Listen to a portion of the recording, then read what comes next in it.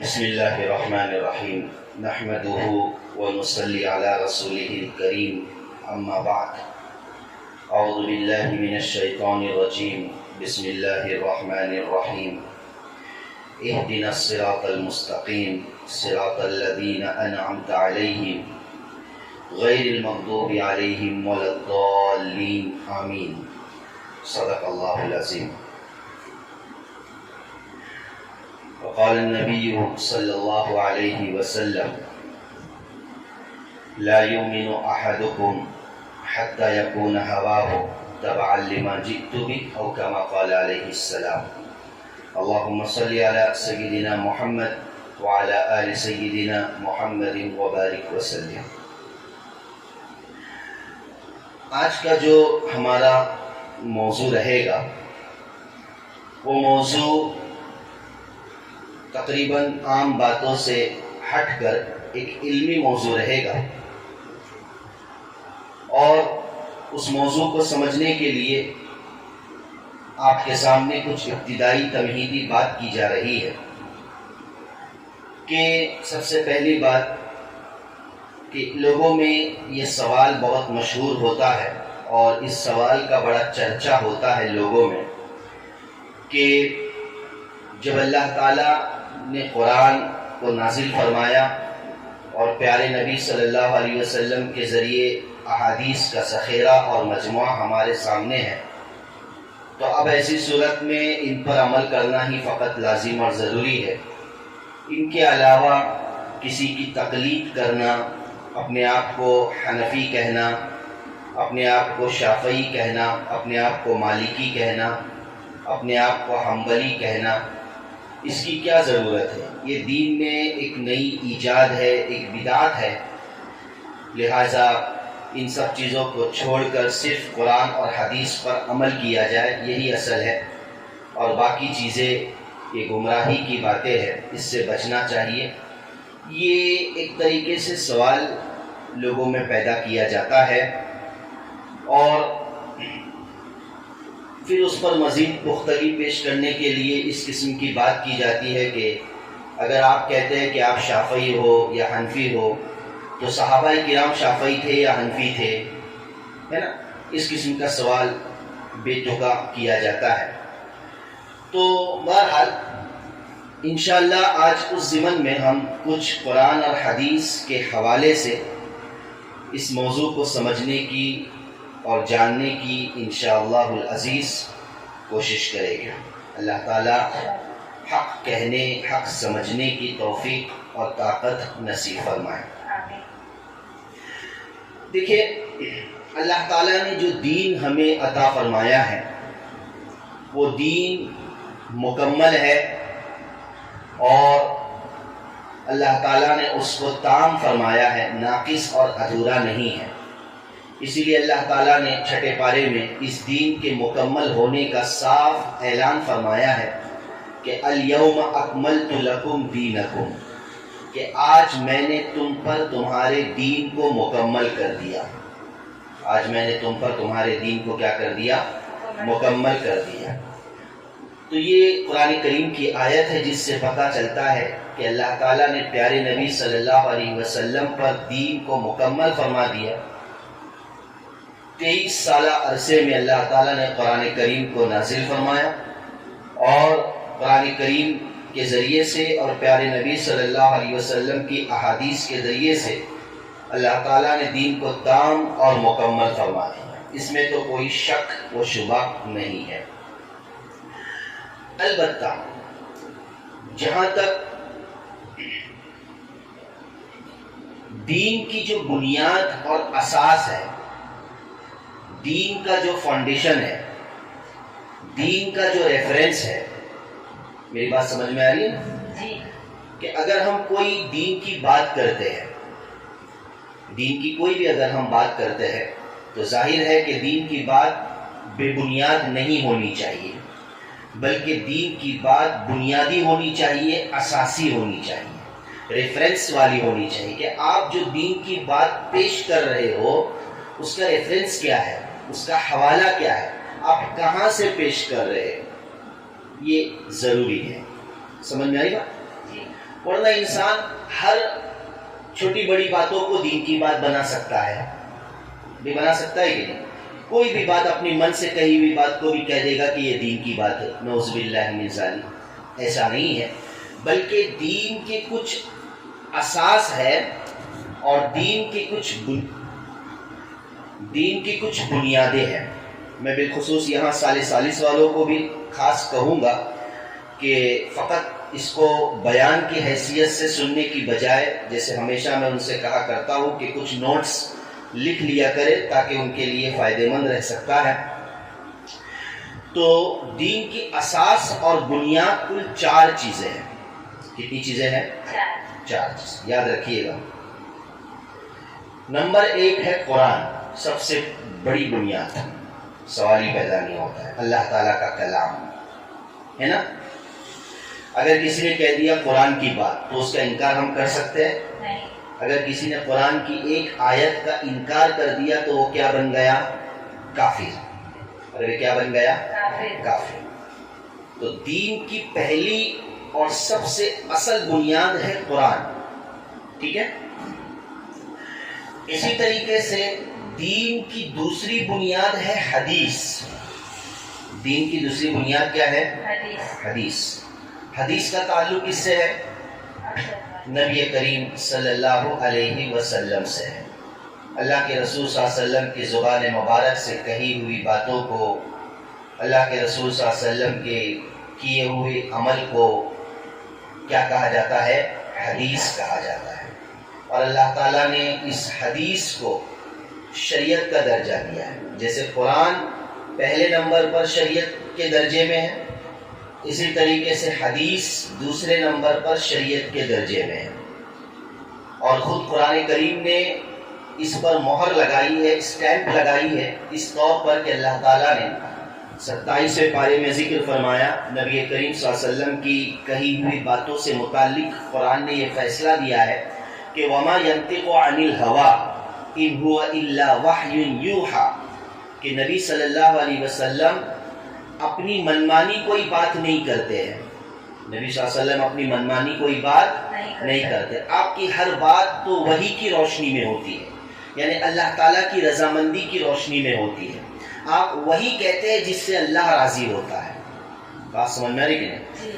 تو معلوم یہ ہوا کہ حدیث کا بھی ایک بہت بڑا مقام ہے دین کی ریفرنس، اساس اور بنیاد میں۔ 2 نمبر پر حدیث کا نمبر آتا ہے، ٹھیک ہے؟ لیکن بات یہاں پر ختم نہیں ہوتی ہے۔ آج لوگ کہتے ہیں کہ صرف 2 چیزوں کو مانا جائے، قرآن کو اور حدیث کو، اور اس کے آگے کسی چیز کو ماننے کے لیے تیار نہیں رہتے۔ لیکن حقیقت یہ ہے کہ خود قرآن اور حدیث کہہ رہا ہے کہ اور 2 چیزوں کو ماننا ہے۔ اور کتنی چیزوں کو ماننا ہے؟ 2 چیزوں کو۔ نفس قرآن اور حدیث کو ماننا یہ تو واضح ہے، لیکن اور 2 چیزوں کو ماننے کا حکم خود قرآن اور حدیث دے رہا ہے۔ سمجھ میں آ رہی بات؟ اور 2 چیزوں کو ماننے کا خود قرآن اور حدیث حکم دے رہا ہے۔ تو تیسری چیز کون سی ہے جو دین کی اساس اور بنیاد ہے؟ ٹھیک ہے؟ تو تیسرے نمبر پر ہے اجماع۔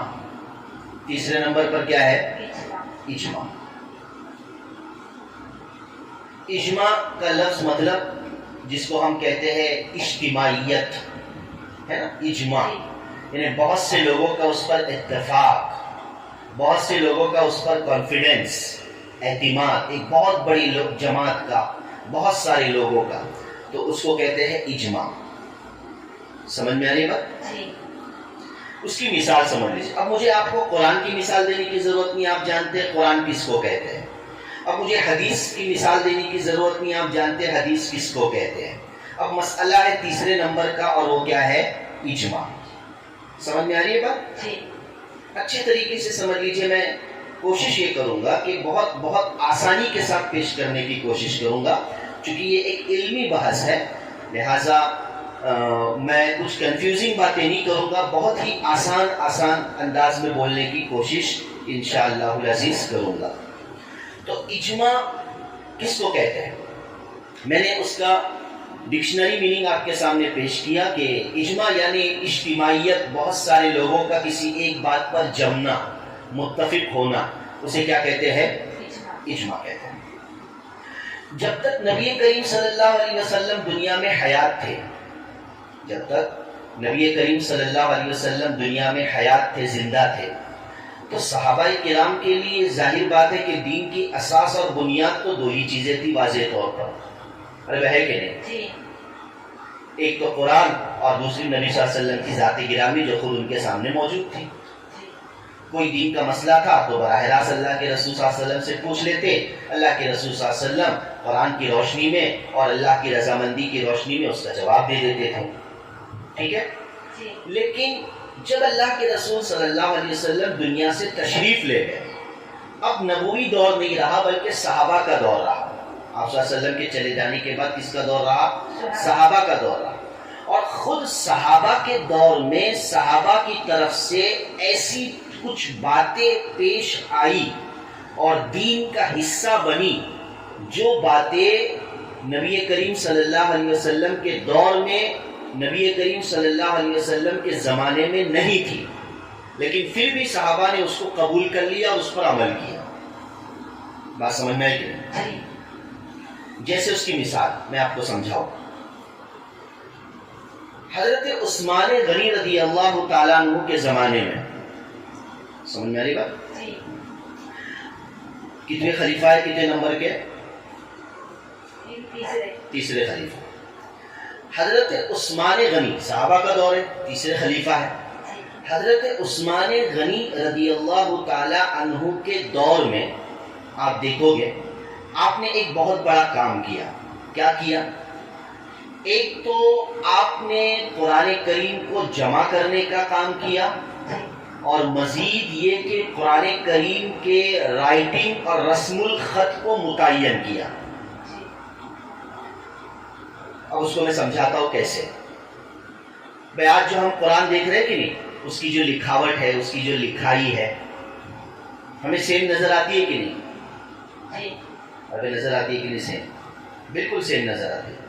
بس خالی اتنا فرق ہوتا ہے کہ جو پریس ہوتا ہے اس پریس کے حساب سے کس میں کوئی کلر والا ہوتا ہے، کوئی بلیک اینڈ وائٹ ہوتا ہے، لیکن اس کی جو لکھاوٹ ہے وہ سیم ہوتی ہے۔ وہ کیسی ہوتی ہے؟ تو یہ اللہ کا بڑا احسان اور کرم ہے کہ اللہ تعالیٰ نے قرآن کے معنی کو بھی محفوظ کیا، قرآن کے لفظ کو بھی محفوظ کیا، اور اللہ تعالیٰ نے قرآن کے رائٹنگ کو بھی اللہ تعالیٰ نے محفوظ کیا۔ یعنی اسی انداز سے یہ ورڈ لکھا جائے گا، ورڈ کو چینج کر کے لکھنا صحیح نہیں ہے۔ سمجھ میں آئی بات؟ حضرت عثمان غنی کے دور تک قرآن کریم کو لکھا جاتا تھا، لیکن اپنے اپنے انداز سے لکھا جاتا تھا۔ کوئی کس انداز سے لکھ رہا ہے، کوئی کس انداز سے لکھ رہا ہے، سمجھ میں؟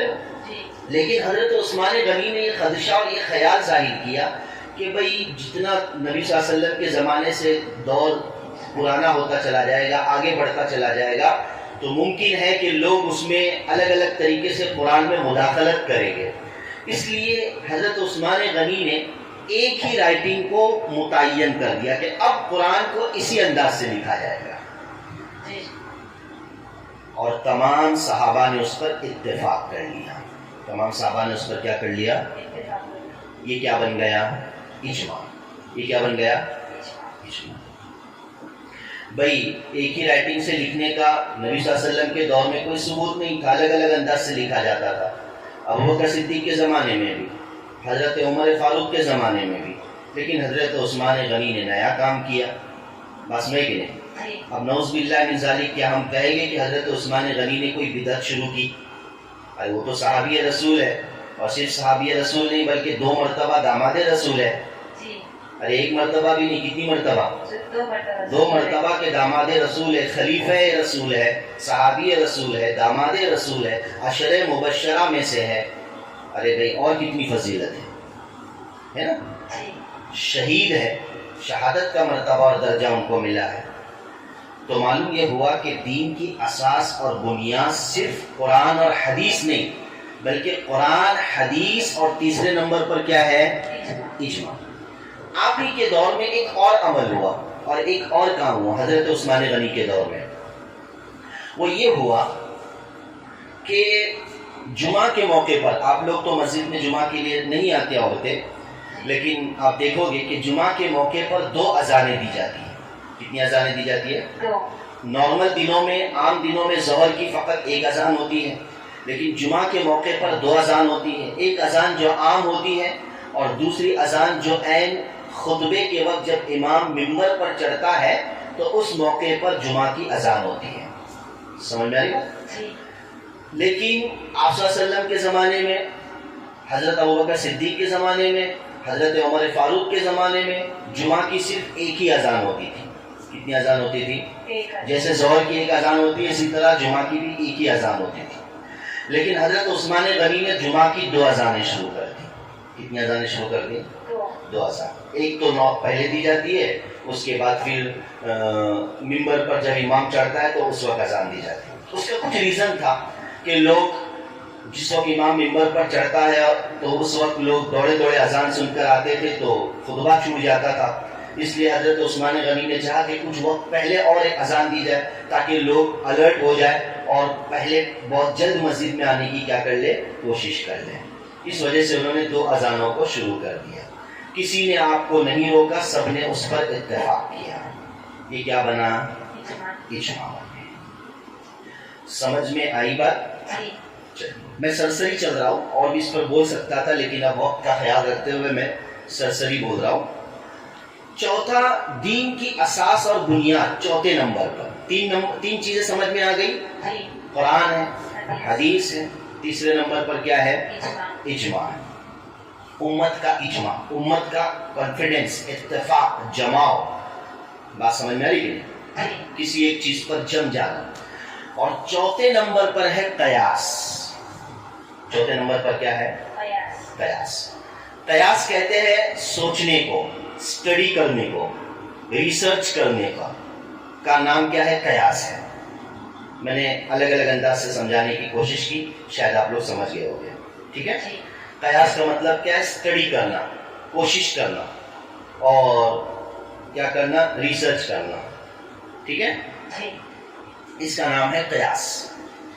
بھئی آپ ایسا کیسا کریں؟ کیا کوئی بھی بیٹھے گا قیاس کرنے کو اور دل سے سوچ لے گا، دماغ سے سوچ لے گا، وہ دین کی دلیل بن جائے گی؟ نہ، ایسی بات نہیں. سب سے پہلے آپ تو یہ تو ثابت کیجئے کہ یہ قیاس دین کی اساس اور بنیاد ہے. اس کی دلیل کیا ہے؟ دلیل سنیے. ایک مرتبہ اللہ کے رسول صلی اللہ علیہ وسلم حضرت معاذ رضی اللہ تعالیٰ عنہ کو، ایک صحابی ہے، حضرت معاذ رضی اللہ تعالیٰ عنہ کو یمن کا گورنر بنا کر بھیج رہے تھے مدینہ سے یمن کی طرف. سمجھے؟ مدینہ سے کہاں؟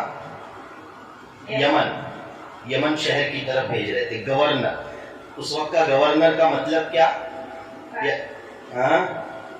یعنی اس ملک کا ایک طریقے سے پریسیڈنٹ، اس ملک کا ایک طریقے سے امیر. سمجھے؟ لیکن اس وقت کا جو پریسیڈنٹ ہوتا تھا، امیر ہوتا تھا، وہ دیندار ہوتا تھا، دین کی باتوں کا جاننے والا، اور اپنے وقت کا بہت بڑا مفتی ہوتا تھا. بات سمجھ میں ہے؟ تو حضرت معاذ بن جبل رضی اللہ تعالیٰ عنہ کو نبی کریم صلی اللہ علیہ وسلم یمن کا گورنر بنا کر بھیج رہے تھے. تو ان سے جاتے جاتے نبی کریم صلی اللہ علیہ وسلم نے کچھ سوال کیا. ٹھیک ہے؟ سمجھیے حدیث کو. سوال یہ کر رہے کہ اے معاذ، جب کوئی مسئلہ تمہارے سامنے آئے تو تم کیا کرو گے؟ سوال سمجھا؟ یہ کون پوچھ رہا ہے؟ آپ صلی اللہ علیہ وسلم پوچھ رہے حضرت معاذ سے کہ جب کوئی مسئلہ تمہارے سامنے آئے تو تم کیا کرو گے؟ حضرت معاذ رضی اللہ تعالیٰ عنہ کہہ رہے کہ اللہ کے رسول صلی اللہ علیہ وسلم، سب سے پہلے میں قرآن سے وہ مسئلہ تلاش کروں گا. سمجھے؟ کہ سب سے پہلے میں قرآن میں دیکھوں گا کہ یہ مسئلہ ہے یا نہیں. پھر نبی کریم صلی اللہ علیہ وسلم نے فرمایا کہ فَإِن لَمْ تَجِدْ فِي كِتَابِ اللَّهِ، اگر تم نے قرآن میں یہ مسئلہ نہیں پایا. دیکھیے اللہ خود کون پوچھ رہا ہے؟ آپ صلی اللہ علیہ وسلم. معلوم یہ ہوا کہ کچھ مسئلے ایسے ہو سکتے ہیں جو قرآن میں نہ ہو. یہ کون کہہ رہا ہے؟ آپ صلی اللہ علیہ وسلم کہہ رہے ہیں. ٹھیک ہے، میں یہ اس لیے کہہ رہا ہوں تاکہ آگے بات کام آئے. تو آپ صلی اللہ علیہ وسلم پوچھ رہے کہ اگر قرآن میں تم کو کوئی مسئلہ نہ ملے تو حضرت معاذ رضی اللہ تعالیٰ عنہ کہہ رہے کہ میں آپ کی سنتوں میں اور آپ کی حدیثوں میں تلاش کروں گا، یعنی آپ میں جو باتیں اور آپ کے جو فرامین ہیں اس میں تلاش کروں گا. سمجھے؟ جی. تو پھر نبی کریم صلی اللہ علیہ وسلم نے پوچھا فَإِن لَمْ تَجِدْ فِي سُنَّةِ رَسُولِ اللَّهِ، اگر تم رسول کی سنتوں میں اور حدیثوں میں وہ مسئلہ اگر نہ پاؤ، تو نہ قرآن میں تم کو وہ مسئلہ ملے نہ حدیث میں وہ مسئلہ ملے. معلوم یہ ہوا کہ کچھ مسئلے ایسے بھی ہو سکتے ہیں جو براہ راست حدیث سے نہیں مل سکتے. اس سوال کا تو یہی مطلب نکلا نا. جی. کچھ مسئلے ایسے بھی ہو سکتے جو قرآن میں نہیں مل سکتے، کچھ مسئلے ایسے بھی ہو سکتے ہیں جو حدیث میں نہیں مل سکتے. تبھی تو اللہ کے رسول صلی اللہ علیہ وسلم اس طریقے کا سوال کر رہے ہیں. ارے بات پتہ کی ہے کہ نہیں؟ تو اس پر حضرت معاذ کا جواب سنیے، تیسری مرتبہ کیا کہہ رہے ہیں. کہہ رہے اللہ کے رسول صلی اللہ علیہ وسلم جب قرآن میں کوئی مسئلہ نہیں ملے گا، جب حدیث میں کوئی مسئلہ نہیں ملے گا، تو پھر تب بھی میں خاموش نہیں رہوں گا. میں کیا کروں گا؟ اجتہد برأیی، میں اس کے اندر ریسرچ کروں گا. کیا کروں گا؟ ریسرچ کروں گا. قیاس کیا کروں گا؟ دین کی اساس و بنیاد کا چوتھا نمبر کیا ہے؟ قیاس. اسی کو حضرت معاذ کہہ رہے کہ اجتہد برأیی، میں اس میں ریسرچ کروں گا. تو اب نبی کریم صلی اللہ علیہ وسلم حضرت معاذ کو برا بھلا نہیں کہہ رہے، ڈانٹ نہیں رہے کہ معاذ کیا کہہ رہے ہو، قرآن اور حدیث سے ہٹ کر کوئی فیصلہ کرنے جا رہے ہو. نہ بلکہ اللہ کے رسول صلی اللہ علیہ وسلم حضرت معاذ رضی اللہ تعالیٰ عنہ کی پیٹھ تھپ تھپا رہے، حدیث میں آتا ہے، اور تعریف کر رہے الحمدللہ الذی وفق رسول اللہ صلی اللہ علیہ وسلم.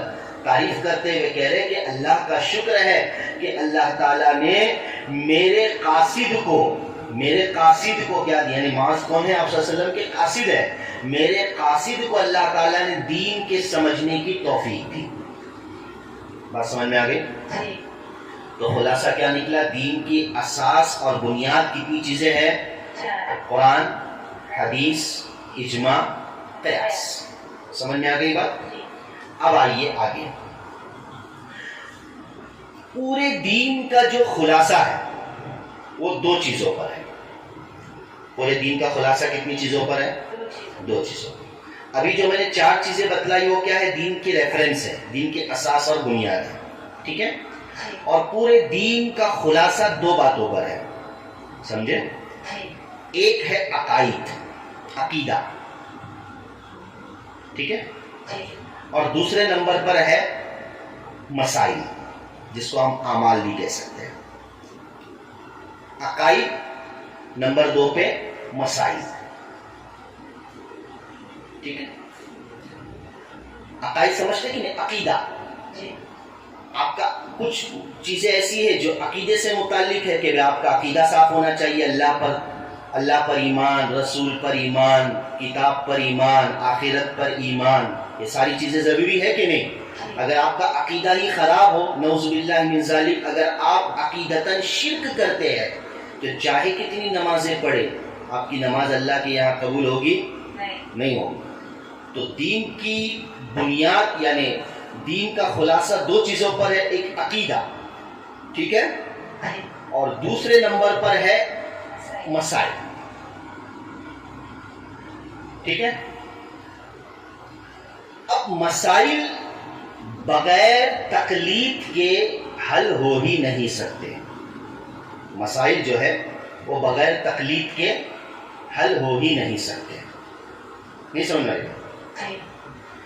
آپ کو کوئی مسئلہ جاننا ہے تو مسئلہ جاننے کے لیے آپ کو کیا کرنا پڑے گا؟ کسی نہ کسی شخص کی بات کو ماننا پڑے گا. کسی نہ کسی شخص کی بات کو کیا کرنا پڑے گا؟ ماننا. کیوں؟ قرآن نے صاف کہا ہے، جیسے میں نے ابھی شروع میں آیت پڑھی، فَاسْأَلُوا أَهْلَ الذِّكْرِ إِن كُنتُمْ لَا تَعْلَمُونَ.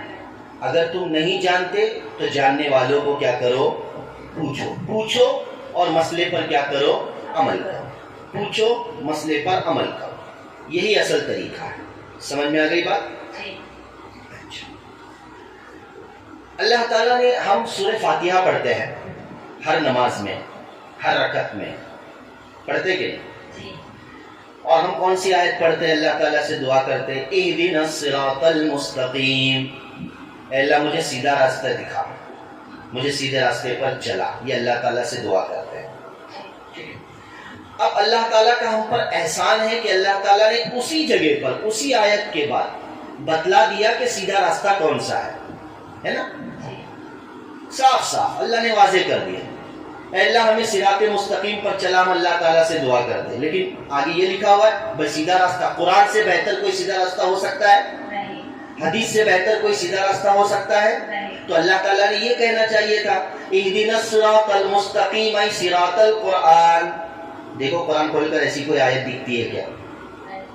یا صراط الحدیث، اے اللہ ہم کو حدیث کے راستے پر چلا، اے اللہ ہم کو قرآن کے راستے پر چلا. پورے قرآن میں آپ کو کہیں نہیں ملے گا. ملے گا نہیں. بلکہ اللہ تعالیٰ نے دیکھیے آگے اللہ نے کیا ذکر فرمایا. بندہ اللہ تعالیٰ سے صراط مستقیم کی دعا مانگ رہا ہے تو ہونا تو یہ چاہیے تھا کہ قرآن سے بہتر صراط مستقیم اور کیا ہو سکتا تھا، حدیث سے بہتر صراط مستقیم اور کیا ہو سکتا تھا. لیکن اللہ تعالیٰ نے نہ صراط القرآن ذکر فرمایا نہ صراط الحدیث ذکر فرمایا، بلکہ اللہ نے کیا ذکر فرمایا؟ صراط الذین انعمت علیہم. سیدھا راستہ کون سا؟ ان لوگوں کا جن پر تیرا کیا ہوا ہے؟ انعام ہوا ہے. ان لوگوں کا جن پر تیرا کیا ہوا ہے؟ انعام ہوا. تو یہ آیت کیا کہہ رہی ہے؟ یہ آیت کہہ رہی ہے کہ جن لوگوں پر اللہ نے اپنی ہدایت اتاری، جن لوگوں پر اللہ نے اپنا انعام اتارا، تو ایسے لوگوں کے پیچھے چلو، ان کے پیچھے چلنا، ان کو فالو کرنا، یہی صراط مستقیم ہے. سمپل سوال، سمپل بات ہے. ارے بھائی کچھ شک ہے میں نے جو کہا اس پر؟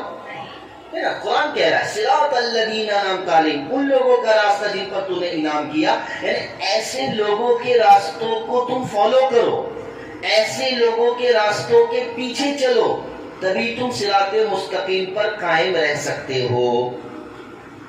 سمجھ میں آئی بات؟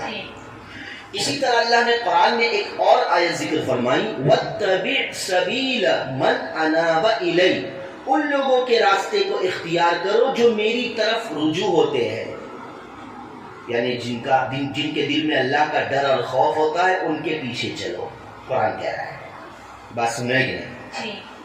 میں نے تو صرف دو چند آیتیں آپ کے سامنے ذکر کی ہے، ورنہ اللہ کی قسم اس سلسلے میں کئی آیات اور قرآن کی کئی آیات اور حدیثیں موجود ہے جو یہ بات بتلاتی ہے کہ دین پر چلنے کا ایک ہی طریقہ ہے. دین پر چلنے کا کیا ہے؟ ایک ہی طریقہ ہے، اور وہ یہ ہے کہ اپنی انگلی کو اللہ والوں کے ہاتھ میں دے دو اور وہ آپ کو لے جائے گے صراط مستقیم کی سیر کرائے گے آپ کو. سمجھ میں آ رہی بات؟ اب اس کو میں پریکٹیکلی سمجھانے کی کوشش کرتا ہوں، سمجھ جائیے. بور تو نہیں ہو رہے کہ ہاں بیچ میں ریسس دو نا. تو سنیے اب اس کو پریکٹیکلی سمجھنے کی کوشش کیجیے. بھائی دین میں بعض مسائل ایسے ہیں جو بالکل واضح ہے قرآن اور حدیث میں، جو بنیادی ہماری اساس اور ریفرنس ہے نا. اللہ تعالیٰ نے فرمایا نماز کو پڑھو، نماز قائم کرو، ٹھیک ہے جی. اور نماز کتنے وقت کی ہے؟ 5 وقت کی، جو حدیث سے ثابت ہے. کبھی آپ نے سنا امام شافعی امام ابو حنیفہ کے درمیان بہت بڑا اختلاف ہے کہ امام شافعی کے نزدیک 5 وقت کی نماز ہے اور امام ابو حنیفہ کے نزدیک 6 وقت کی نماز ہے؟ ایسا ہے؟ نہیں سنا. کبھی آپ نے ایسا سنا زنا کرنا شریعت میں حرام ہے لیکن امام شافعی کہتے ہیں زنا کرنا جائز ہے اور امام ابو حنیفہ کہتے ہیں کہ زنا کرنا حرام ہے؟ نعوذ باللہ من ذالک. ایسا کبھی آپ نے سنا؟ نہیں سنا. کبھی آپ نے سنا امام مالک کے نزدیک شراب پینا حرام ہے اور امام احمد بن حنبل رحمۃ اللہ علیہ کے نزدیک، حنبلی امام جو ہے ان کے نزدیک شراب پینا جائز ہے؟ سنا؟ نہیں سنا.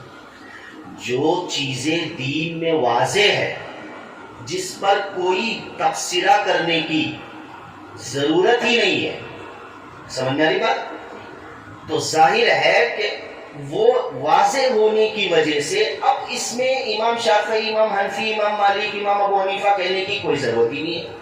ضرورت ہے نہیں. سمپل نماز 5 وقت کی فرض ہے. امام شافعی کے نزدیک نماز 5 وقت کی فرض ہے. کوئی اٹھ کے اس کے ایک تماچا مار دے گا، بیوقوف ایسا کیسا کہہ رہا ہے امام شافعی کے نزدیک 5 وقت کی نماز؟ تو کیا امام ابو حنیفہ کے نزدیک 6 وقت کی نماز ہے؟ نہیں، شریعت میں 5 وقت کی نماز ہے، بات ختم. سمجھ میں آ گئی بات؟ کچھ مسائل ایسے ہیں جو بالکل واضح ہے، صاف ستھرے ہے، اس میں کوئی کنفیوزنگ ہی نہیں ہے، لہٰذا اس میں تقلید کرنے کی کسی کی کوئی ضرورت نہیں. سمپل قرآن اور حدیث پر عمل کر سکتے ہیں. بات سمجھ میں آ رہی ہے؟ کچھ مسائل ایسے ہیں کہ جن مسائل پر بظاہر قرآن اور حدیث میں اس کا تذکرہ نہیں ملتا. سمجھ میں آ رہی بات؟ قرآن اور حدیث میں اس کا تذکرہ نہیں ملتا. تو اب کیا کریں؟ ظاہر ہے قرآن نے کہا ہے شراب پینا حرام ہے نا؟ حدیث نے کہا ہے شراب پینا کیا ہے؟ حرام ہے. شراب کا باقاعدہ نام لیا گیا ہے، تذکرہ کیا گیا ہے قرآن اور حدیث میں. یہ کیا گیا ہے کہ نہیں؟ اب مجھے یہ بتاؤ، چرس، گانجا، افیون، افیم، یہ بھی چیزیں ہیں کہ نہیں؟ ان چیزوں سے نشہ آتا ہے کہ نہیں آتا ہے؟ آتا ہے. ڈرگس ہے کہ نہیں؟ یا ایسی زہریلے انجیکشن بھی لگائے جاتے ہیں باقاعدہ. کسی کو اس طرح کی لت ہوتی ہے کہ جو زہریلے انجیکشن لگاتے ہیں، ہے کہ نہیں؟ تو اب کوئی کہے گا بھائی قرآن میں کہاں انجیکشن اس طریقے کا لگانا حرام ہے، حدیث میں کہا لگاؤ. ڈرگس پیو، کہاں قرآن حدیث میں ہے؟ افیم پیو، کہاں قرآن حدیث میں ہے؟ چلے گا؟ نہیں. تو آپ کہو گے کہ نہیں، افیم پینا بھی حرام، چرس، گانجا، ڈرگس اور وہ شراب کی جتنی بھی کنڈیشنز اور شکلیں اور صورت ہے، بات سمجھ گے نہیں؟ یہ سب کے سب کیا ہے؟ حرام ہے. اچھا، کہاں سے لایا آپ نے حرام؟ نہ قرآن میں لکھا ہوا ہے نہ حدیث میں لکھا ہوا ہے. سمجھ میں آ رہی بات؟ LIC بیمہ ہے نا، سود حرام ہے. قرآن نے کہا ہے، حدیث نے کہا ہے سود حرام ہے. لیکن سود کی دنیا میں الگ الگ شکلیں ہیں. بعض ایسی شکلیں ہیں کہ انسان کو بالکل اس کی طرف مائل کر دیتی ہے، پتہ بھی نہیں چل سکتا کہ یہ سود ہے، لیکن پھر بھی حرام ہے. پھر کس نے حرام کیا؟ تو حرام کس نے کیا؟ حرام قیاس نے کیا، ریسرچ نے کیا، اسٹڈی نے کیا، جو دین کے 4 نمبر کی بنیاد ہے. ارے وہ ہے کہ نہیں؟ کہ اس پر ریسرچ کیا گیا، اس پر اسٹڈی کی گئی، اس پر سوچا گیا کہ بھئی یہ کیوں حرام ہے. سمجھ میں آ رہی ہے بات؟ اس لیے اس کے اوپر حرام کا فتویٰ لگایا. اب مجھے یہ بتاؤ کہ ہر انسان کی طاقت ہے کہ اس طریقے کے مسائل پر وہ ریسرچ کرے؟ کوئی بھی اٹھے گا، قرآن کو کھولے گا، حدیث کو کھولے گا، ہذا حلال ہذا حرام، ختم ہو گیا. چلے گا ایسا؟ نہیں. ظاہر ہے کہ ریسرچ کرنے والوں کی ایک ٹیم ہے، ایک جماعت ہے، جس کو اللہ تعالیٰ نے کہا انعمت علیہم، جن پر اللہ تعالیٰ نے کیا کیا؟ انعام اتارا ہے. جو اللہ کے نیک بندے ہیں، جو دین کو سمجھنے والے ہیں، جن کے تعلق سے نبی کریم صلی اللہ علیہ وسلم نے فرمایا من یرید اللہ بہ خیرا یفقہہ فی الدین، اللہ تعالیٰ جس کے ساتھ بھلائی کا ارادہ کرتے اسے دین کی سمجھ عطا فرماتے ہیں. سمجھ میں آ رہی ہے بات؟ تو وہی لوگ ریسرچ کر سکتے ہیں، وہی لوگ اس قسم کے مسئلے مسائل کیا کر سکتے ہیں؟ بتا سکتے ہیں، وہی لوگ فتویٰ دے سکتے ہیں. ٹھیک ہے؟ ایک قسم دین میں ایسی ہے، آپ دیکھو گے کہ اس کا تذکرہ قرآن میں بھی ہے اور حدیث میں بھی ملتا ہوگا. ٹھیک ہے؟ یا حدیث میں ملتا ہی ہوگا، لیکن ڈفرینس والا ہے. کیسا ڈفرینس؟ کچھ ایسی چیزیں ہیں کہ وہ اس چیز کو ثابت کر رہی ہے، کچھ چیزیں اس کو ثابت نہیں کر رہی. جیسے مثال کے طور پر آپ کو حدیث میں رفع یدین کرنے والی حدیثیں بھی ملے گی اور رفع یدین کرنے والی حدیثیں نہیں بھی ملے گی. نہیں سمجھ میں بات؟ رفع یدین سمجھتے کہ نہیں؟ ہاتھوں کو اٹھانا. کچھ حدیث ایسی ہے جو رکوع سے اٹھتے وقت ہاتھوں کو اٹھانے کے تعلق سے حکم دے رہی ہے. کچھ حدیث ایسی ہے جو ہاتھ نہ اٹھانے کا حکم دے رہی ہے. کچھ حدیثیں وہ ہے جو سورہ فاتحہ نماز میں پڑھنے کو کمپلسری کروا رہی ہے. کچھ حدیثیں وہ ہے جو نماز میں سورہ فاتحہ کے پڑھنے کو کمپلسری نہیں کروا رہی ہے. ارے وہ ہے کہ نہیں؟ اب ایک عام آدمی تو سر کھجانے لگ جائے گا. سر کھجائے گا کہ نہیں؟ ایسی دونوں حدیث ہے. ادھر جاؤ کہ ادھر جاؤ، ادھر جاؤ کہ ادھر جاؤ. سر پکڑ لے گا، آخر میں قرآن کو بھی بند کر دے گا، حدیث کو بھی بند کر دے گا. جاؤ نماز ہی نہیں پڑھنے کی میرے کو. یہ بولتے رفع یدین کرنی ہے نہیں کرنی، نماز ہی نہیں پڑھنی. نعوذ باللہ. تو کیوں آپ ٹینشن لیتے ہیں؟ اب آپ کو قرآن تو کہہ رہا ہے کہ بھائی بس ان لوگوں کے پیچھے چلو، تو آپ کو ان کے پیچھے چلنا ہے. ریسرچ اور اسٹڈی ان لوگوں کا کام ہے جو وہ کر چکے ہیں. سمجھ میں آنے بات؟ ریسرچ اور اسٹڈی کن کا کام ہے؟ ان لوگوں کا، ان امام کا کام ہے جو وہ کر چکے ہیں. بس ان کے ہاتھ میں ان کی انگلی کو پکڑنا اور چلنا ہے. اب اگر اب سوال یہ پیدا ہوتا ہے کہ ٹھیک ہے، دین کی بات کو جاننے اور عمل کرنے کے لیے بڑے ائمہ کرام کی باتوں کو سننا ضروری ہے، لیکن اب سوال یہ پیدا ہوتا ہے کہ یہ چار ہی امام کیوں؟ سمجھے کہ نہیں؟ یہ چار ہی امام کیوں؟ حنفی، شافعی، مالکی، حنبلی، یہ چار ہی کیوں؟ سوال یہ پیدا ہوتا ہے. کیا قرآن میں ان کا نام آیا؟ کیا حدیث میں ان کا نام ہے؟ نعوذ باللہ من ذالک. یہ سوال تو ایسا کرنا بھی نہیں چاہیے. سمجھ میں آ رہی بات؟ چار ہی امام کیوں؟ امام بہت سارے گزرے، بڑے بڑے امام گزرے. سمجھے؟ سفیان ثوری رحمت اللہ علیہ، حسن بصری رحمت اللہ علیہ، کتنے امام غزالی رحمت اللہ علیہ، کتنے بڑے امام تھے. سمجھے؟ بڑے بڑے امام گزرے، بڑے بڑے امام گزرے، اور بڑے بڑے عالم دین اور فقیہ گزرے. لیکن ظاہر ہے کہ اللہ تعالی جسے مقبول کروانا چاہتا ہے اور اللہ تعالی جس کے ذریعے سے دین کو باقی رکھنا چاہتا ہے وہ اللہ ہی جانتا ہے. وہ کون جانتا ہے؟ اللہ ہی جانتا. لہذا ان چار امام کے علاوہ اور بھی بڑے بڑے امام گزرے ہیں، انہوں نے بھی ریسرچ کیا ہے، لیکن ان کا ریسرچ سینٹر نہ بن سکا، ان کا ریسرچ رائٹنگ میں نہ آ سکا، ان کا ریسرچ جمع نہ ہو سکا. بات سمجھ میں آ رہی کہ نہیں؟ جمع نہ ہو سکا. نہ انہوں نے جمع کرنے کا کام کیا، یا یہ کہ نہ ہی ان کے اسٹوڈنٹ نے اس ریسرچ کو جمع کیا. اللہ کا کرنا ایسا ہوا کہ امام شافعی، امام مالک، امام ابو حنیفہ اور امام احمد بن حنبل رحمۃ اللہ علیہ جو چار بڑے ائمہ ہیں، تو ان کے ریسرچ کو ان کے اسٹوڈنٹ نے جمع کیا. سمجھ میں آئی بات؟ ان کے ریسرچ کو ان کے اسٹوڈنٹ نے کیا کیا؟ جمع کیا. امام شافعی رحمۃ اللہ علیہ نے جو مسئلے لکھے اور جو ریسرچ کیا، انہوں نے ایسا نہیں بولا کہ بھائی شافعی بنو میری طرف سے، یا امام ابو حنیفہ نے اعلان کر کے گئے کہ میری طرف سے کہ حنفی بنو، نعوذ باللہ من ذالک. انہوں نے ایسا کیا نہیں. انہوں نے کیا کام کیا؟ دین کے وہ مسائل جو ڈیفیکلٹ تھے، جو قرآن اور حدیث میں گوتا لگانے کے بعد، اس میں ریسرچ کرنے کے بعد نکالنے والے مسائل تھے، اس کو انہوں نے جمع کیا، اور اس کے بعد ان کی اسٹوڈنٹ نے ان مسائل کو رائٹنگ کی شکل میں اور ایک کہہ لیجئے کہ ایک کتاب کی شکل میں جمع کر دیا، جس کی وجہ سے ان چاروں ائمہ کے ریسرچ کو بآسانی جمع کر دیا گیا. سمجھ میں آ رہی بات؟ امام شافعی کے مسائل کو الگ، امام ابو حنیفہ کے مسائل کو الگ، امام مالک کے مسائل کو الگ، اور امام احمد بن حنبل رحمۃ اللہ علیہ کے مسائل کو کیا کیا؟ الگ. سمجھ میں آئی بات؟ پھر اب کیا ہے؟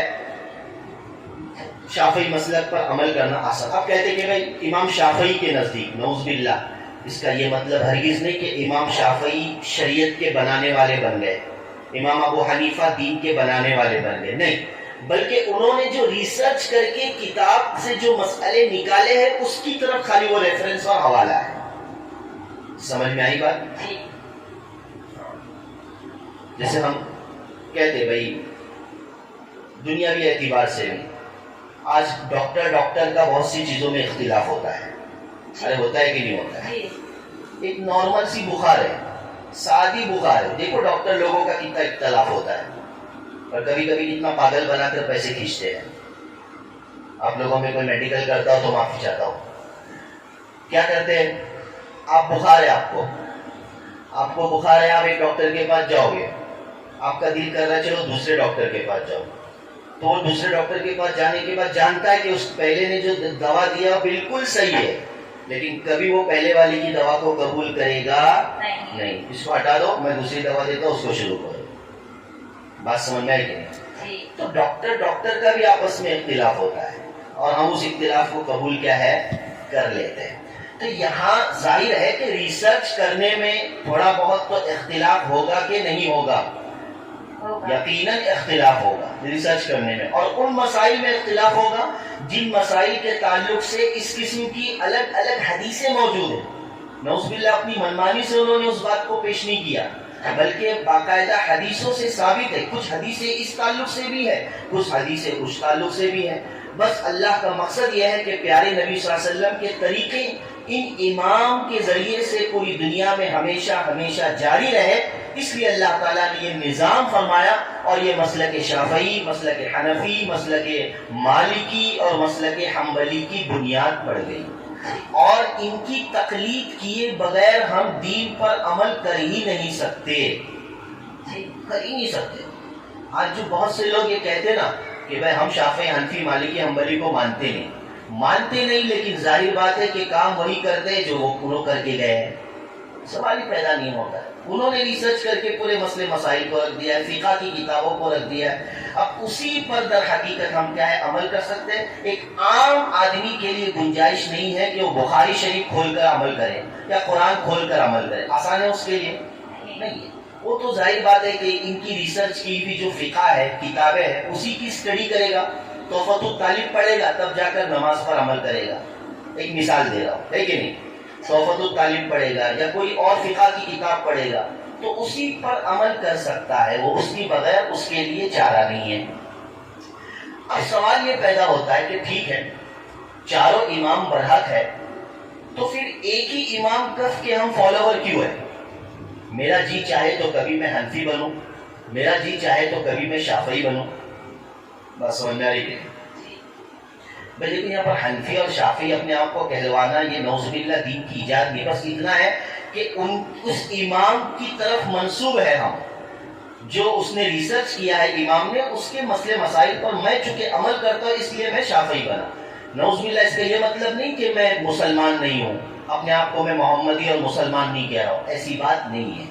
سمجھ میں آ رہی بات؟ تو سوال میرا یہ ہے کہ جب چاروں امام برحق ہے تو ایسی صورت میں ایک ہی امام کی آپ تقلید کیوں کرتے ہیں؟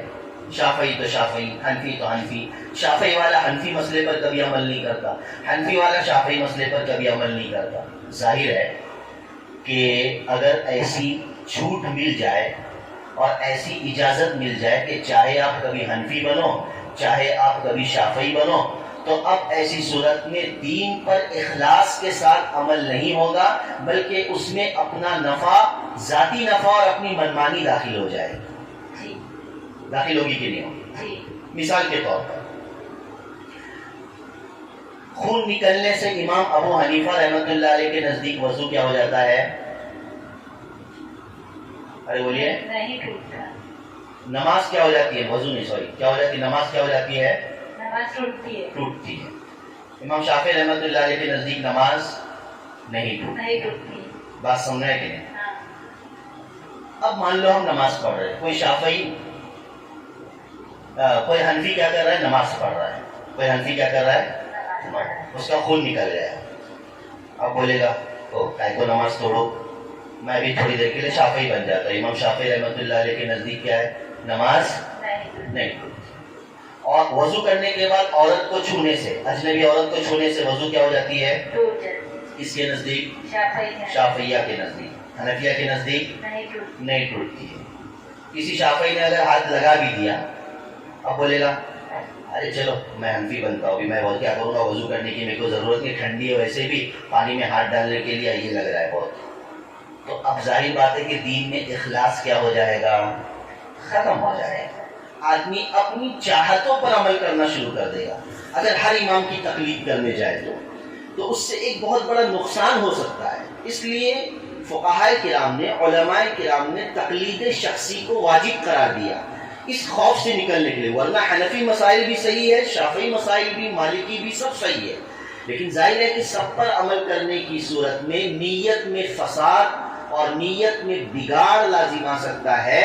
اس لیے ایک ہی امام کے فالوور بننے میں عافیت ہے تاکہ بندہ اخلاص کے ساتھ اس پر عمل کر سکے. بات سمجھ میں آئی کہ نہیں آئی؟ جی آئی. لہٰذا یہ کوئی دین میں بدعت نہیں ہے، نئی چیز نہیں ہے. تقلید پر عمل کیے بغیر دین پر عمل ہو ہی نہیں سکتا، تقلید. اب اس کے لیے آپ کو تقلید کا فارم بھرنے کی ضرورت نہیں ہے کہ بھائی امام شافعی کا ہم نے فارم بھرا، امام ابو حنیفہ کا ہم نے فارم بھرا. ایسا مسئلہ ہے کیا؟ نہیں ہے. نہ کہہ کر بھی آپ مقلد ہی ہے، سب مقلد ہے. نہ جانے کتنے مسائل ایسے ہیں جو ان کے ریسرچ پر ہی ہم عمل کر رہے، پھر بھی ہم کہتے ہیں کہ ہم نہیں مانتے. نعوذ باللہ من ذالک. یہ تو بڑی احسان فراموشی ہوگی. اللہ تعالیٰ کی طرف سے ان 4 ائمہ کا امت پر بڑا احسان ہے کہ انہوں نے ریسرچ کیا، اپنی زندگی اس علم دین کے پیچھے کھپائی ہے اور ایسے مسائل کا بالکل آسان حلوہ ہمارے سامنے رکھ دیا ہے. بس اس کو کھانے کی دیری ہے، پکانے کی کوئی ضرورت نہیں. پکایا حلوہ ہمارے سامنے کیا ہے، موجود ہے. حلوہ کھاتے بھی ہیں اور پھر بھی کہتے ہیں کہ ہم ان کو نہیں مانتے. تو یہ احسان فراموشی ہوگی، یہ صحیح اور مناسب بات نہیں ہے. بات سمجھ میں آ رہی ہے؟ تو بہرحال یہ مختصر سا میں نے خلاصہ اور خاکہ تقلید کا آپ کے سامنے کیا کیا ہوں، پیش کیا ہوں. امید کرتا ہوں کہ آپ حضرات اس کو سمجھ چکے ہوگے. یقیناً ان ائمہ کرام کی تقلید کرنا ہے اور انہی کے پیچھے چلنا ہے تاکہ ان کے ذریعے سے ہم دین پر چلنے کا راستہ ہمارے لیے آسان ہو جائے. اللہ تعالیٰ سمجھ کی توفیق نصیب فرمائے. آمین یا رب العالمین.